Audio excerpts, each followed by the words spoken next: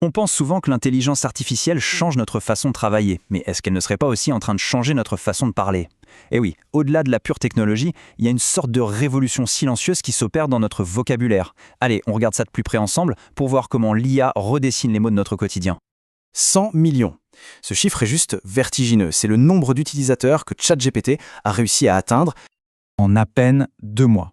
C'est, très simplement, l'application qui a connu la croissance la plus rapide de toute l'histoire. Et cette adoption massive, ça n'a pas été qu'un choc technologique, non, ça a lancé une véritable révolution linguistique.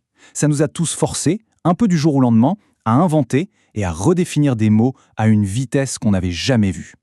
Alors voilà de quoi on va parler.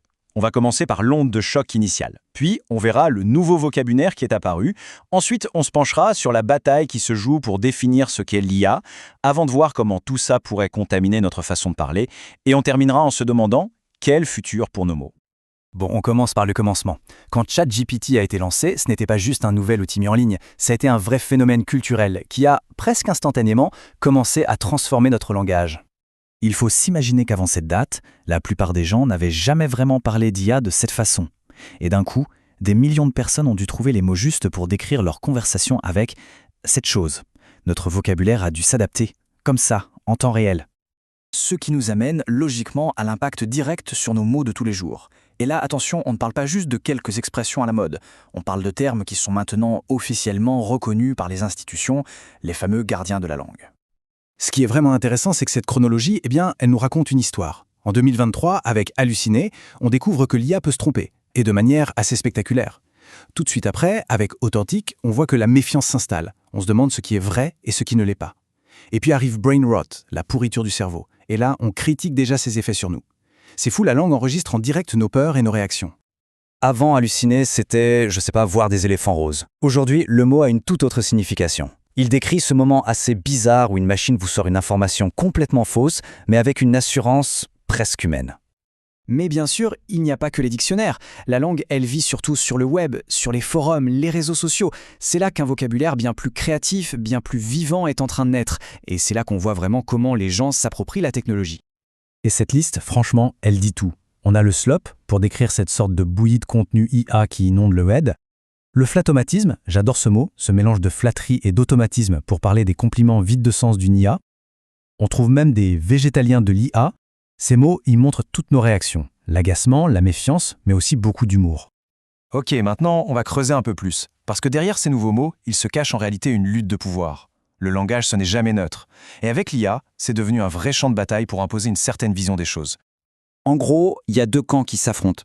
D'un côté, l'industrie de la tech, qui utilise des mots très rassurants. On parle de copilote, d'assistant. L'IA est une aide, jamais un remplaçant. C'est une stratégie pour que la technologie soit mieux acceptée. Et de l'autre côté, on a des chercheurs qui utilisent des mots beaucoup plus directs pour justement casser ce mythe. Cette expression, perroquet stochastique, elle est parfaite pour ça. En gros, ça veut dire que l'IA, c'est comme un perroquet hyper doué qui répète des combinaisons de mots qu'il a déjà entendues, sans rien comprendre. L'idée derrière cette image, c'est de dire « attention, ce n'est pas de la magie ». C'est de nous rappeler qu'il y a toujours des humains, et donc des responsabilités derrière tout ça. Et là, on arrive peut-être au point le plus subtil, le plus profond de cette histoire. Au-delà des nouveaux mots, l'IA semble influencer non seulement ce que l'on dit, mais aussi comment on le dit. C'est une sorte de contamination linguistique. La question peut paraître un peu extrême, mais elle est très sérieuse. À force d'interagir avec ces IA, est-ce qu'on ne finit pas par parler comme elles? Est-ce que leur façon de s'exprimer déteint sur nous? Eh bien, les premières études sont assez troublantes. En analysant des milliers d'heures de conversation, des chercheurs ont remarqué qu'on commence à adopter des tics de langage typiques de l'IA. Des connecteurs logiques un peu lourds, comme « en somme »,« par conséquent », ou des phrases qui cherchent toujours le consensus. On se met à parler de façon plus structurée, plus lisse. Et ce qui est fascinant, c'est la réaction à ça. Pour ne pas sonner comme un robot, certains se mettent à écrire de manière volontairement imparfaite, avec des petites erreurs, des phrases un peu moins lisses. C'est comme si dans un monde où l'IA produit du texte parfait, nos petites imperfections devenaient la preuve ultime qu'on est bien des humains. Alors, où va-t-on avec tout ça? Est-ce qu'on est condamné à subir cette évolution? Eh bien, pas forcément. Il semblerait qu'une sorte de résistance s'organise pour qu'on reprenne le contrôle de la conversation. On voit par exemple des gens qui prônent une certaine déconnexion pour se retrouver et avoir des conversations humaines, tout simplement. Il y a aussi des appels à développer des IA open source plus diverses. Et puis, le débat sur la souveraineté numérique, pour ne pas dépendre d'un seul modèle culturel, revient très fort. En fait, le vrai enjeu, il est là.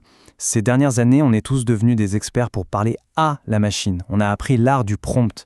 Mais maintenant, le grand défi, c'est d'apprendre à bien parler de la machine, avec des mots plus justes, plus critiques, plus nuancés. Parce qu'au final, le langage, c'est le miroir de notre société, mais c'est aussi ce qu'il a construit. Les mots qu'on choisit aujourd'hui pour parler de cette technologie sont tous sauf anodins. Ils vont influencer directement les règles du jeu de demain. La question reste ouverte, est-ce que les mots qu'on choisit maintenant sont en train de définir le monde dans lequel on vivra plus tard ?